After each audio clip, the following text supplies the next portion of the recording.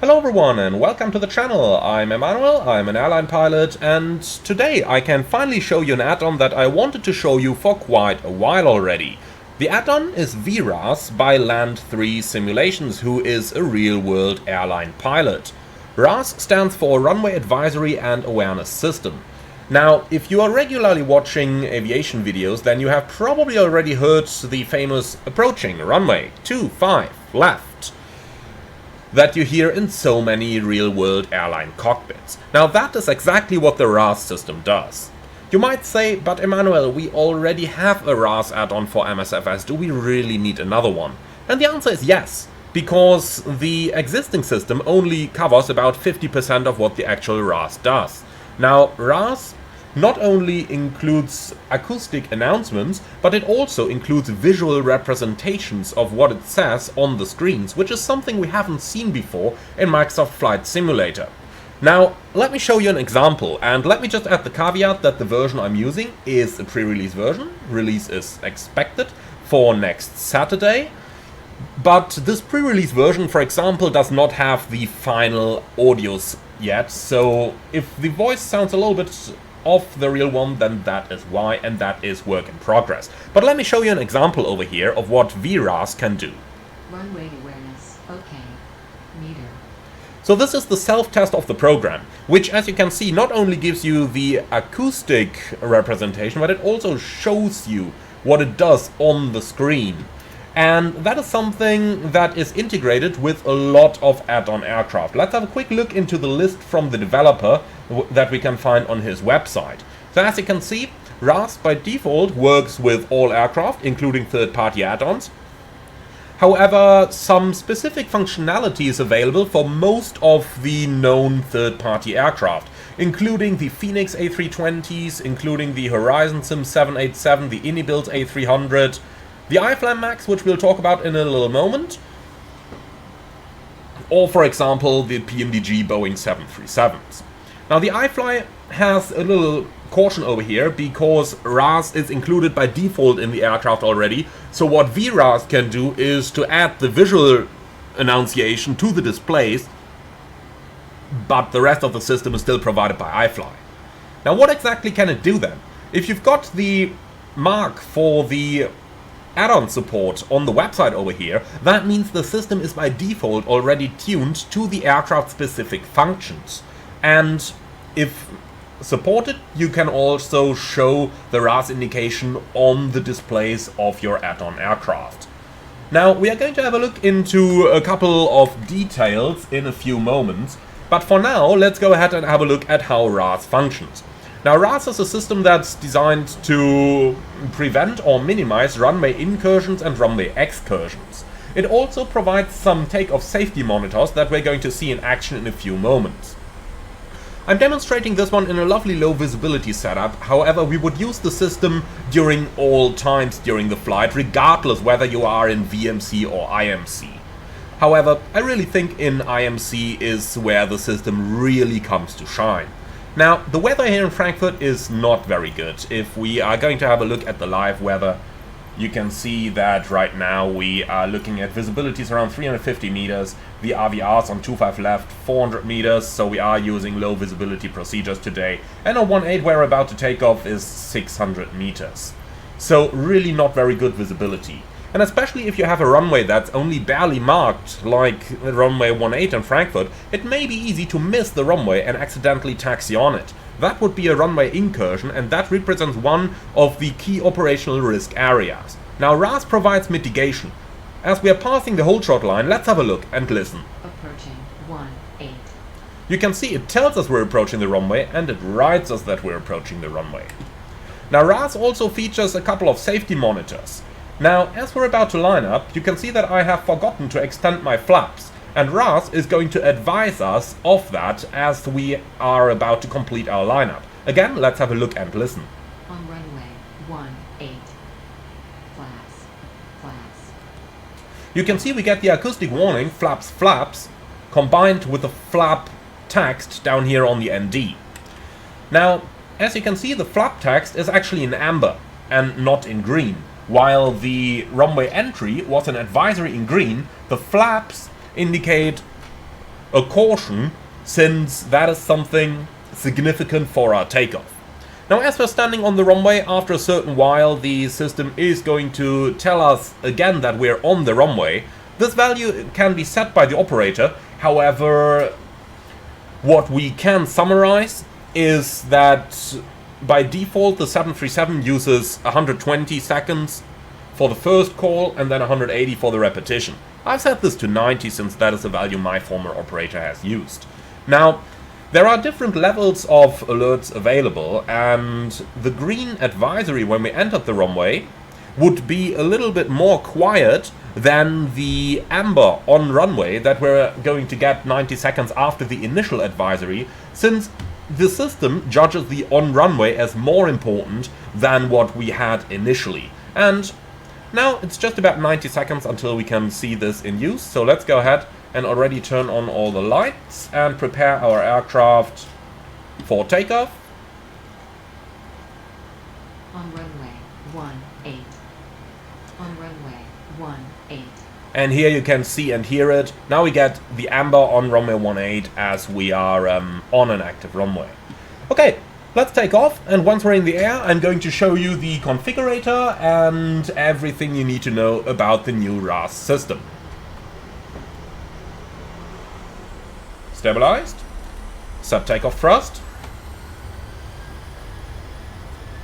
Now, if we were to reject the takeoff, the system would tell us how many meters or feet we have remaining on the runway.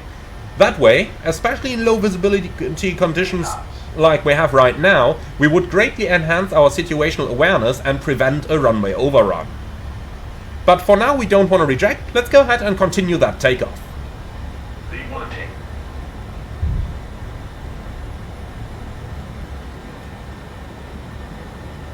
Positive rate of climb. Gear up. Okay, we're up in the air. LNAV is engaged. VNAV is coming on. Let's go ahead and turn on the autopilot. And as the aircraft is going to climb out of runway 18 here in Frankfurt, and while we fly our traffic pattern to come back for an automatic landing onto runway 25 left, we are going to have a look into some of the features of our vRAAS. Now, installation and purchase happen through Contrail, and the aircraft or the system comes at a price of €13.99 excluding taxes, so it comes at a very affordable price, seeing that it works in all of your Addon aircraft. Now, installation is fairly easy through Contrail, and once the installation has happened, you have to open the RAAS window and then activate the add-on with the serial key provided in Contrail. Once activated, the add-on runs in the background, and there is nothing that you need to do for the add-on to operate correctly. It works completely automatically in the background and automatically integrates with your favorite Addon aircraft. Now let's go ahead and have a look at the RAAS display itself. So this is what the add-on looks like by default. As you can see, you've got the status indicator and you've got the test switch that you can use to bring up the automatic self-test. Now, let's have a look into the different settings. We've got the general settings over here, and on here you've got things like make the program automatically start with a simulator, minimize it to the system tray, so that the add-on basically runs without you ever noticing it in the background. It also can automatically update itself, and probably most importantly, you can set the output audio device, and you can set the different cautions that you may want to hear for your program, and the different volumes for it. Now, let's go ahead and have a look into the RAAS features page, which is really the main page of the add-on. So you can see it automatically recognizes the Addon aircraft you're using, and it will automatically apply the features and set your limiting values depending on the aircraft that you're flying. So you don't need to configure it manually, it all happens automatically in the background without user input. But let's have a look into the different options we have available.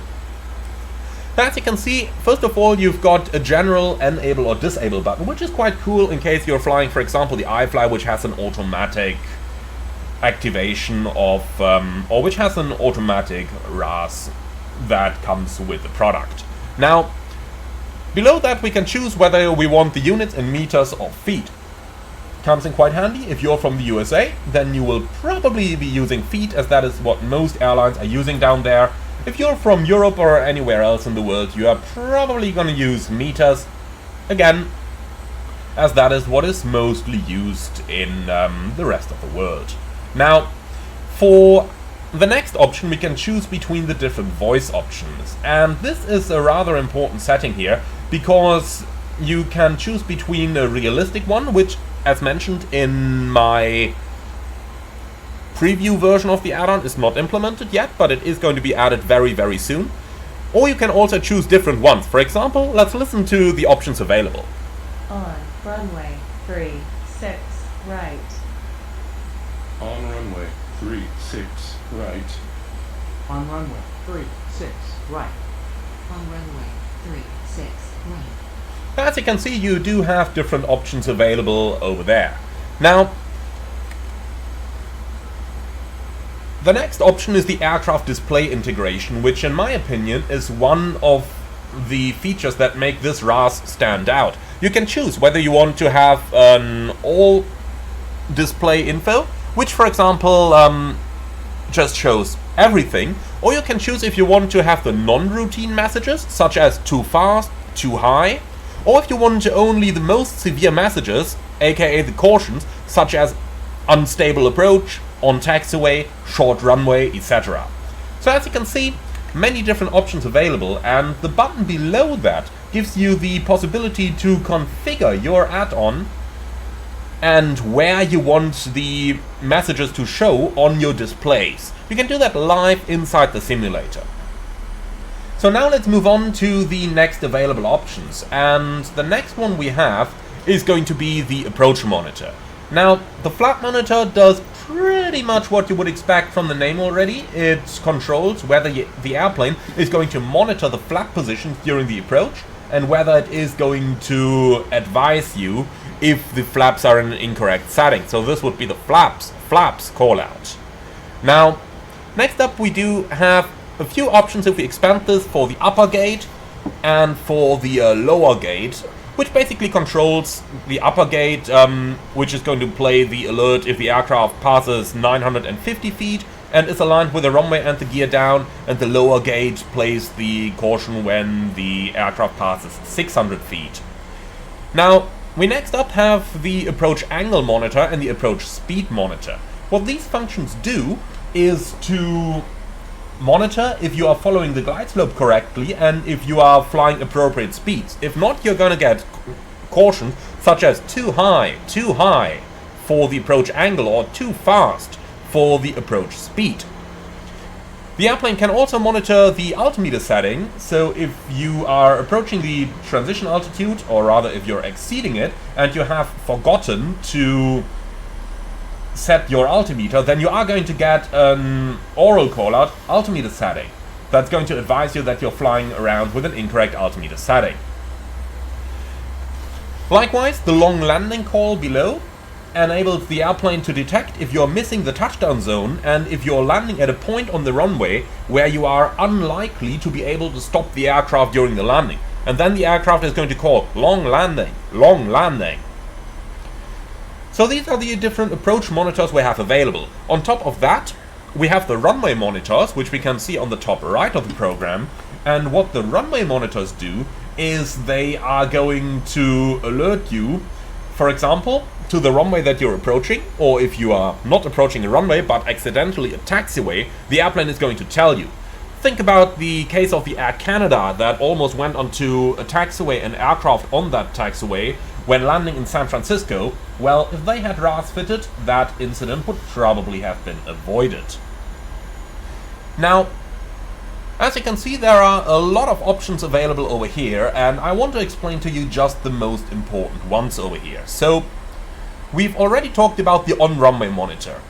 We also have a short runway monitor, which is going to act based on a value predefined per the aircraft that is loaded. For example, for the 737, if I'm not totally mistaken, that value is 1,700 meters. At least it used to be in my old airline, but again, these things are operator specific, so the default Boeing value might be a tiny bit different. Now, The one that I really like the most is the distance remaining monitor, and you can see down here which options are available for that. So first of all, you can choose whether you wanted to play during a rejected takeoff, during a landing, or during both.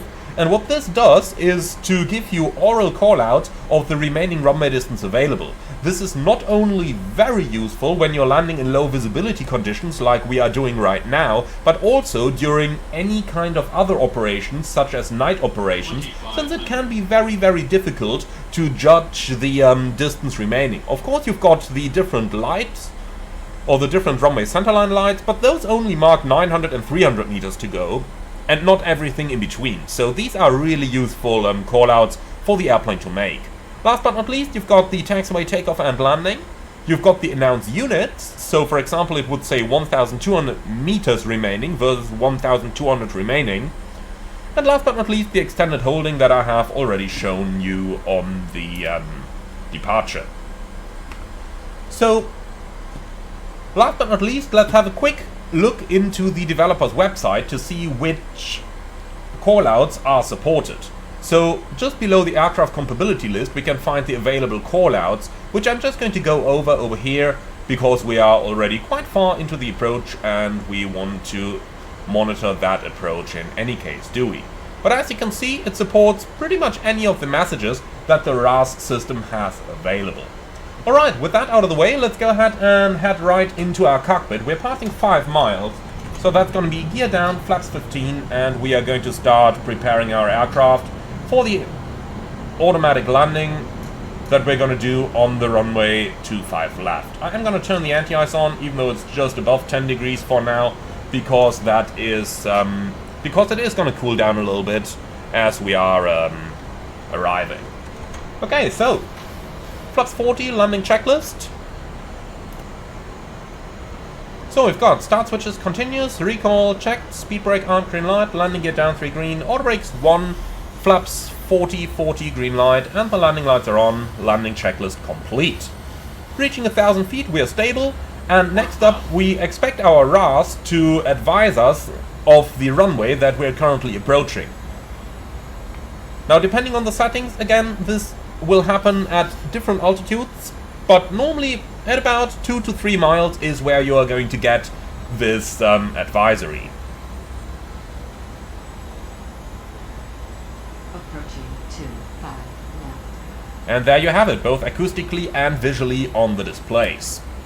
So now, the captain is going to position his seat a little bit further up so that we can see the approach lights as early as possible. 500 radio, flare armed, and the first officer is going to have his hands on the thrust levers so that if the captain doesn't call continue, the first officer is automatically going to initiate the go-around at the minimums. 300. So from now on, it's just looking outside and trying to catch the approach lights as early as possible. Okay, approach lights on sight. 200.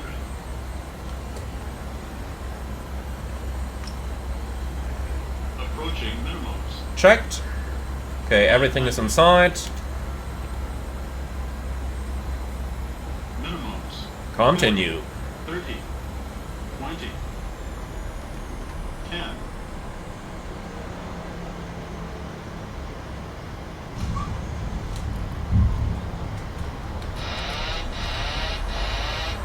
Okay, speed brake up, thrust wheel is normal. This concludes our look at the vRAAS by Land 3 simulations.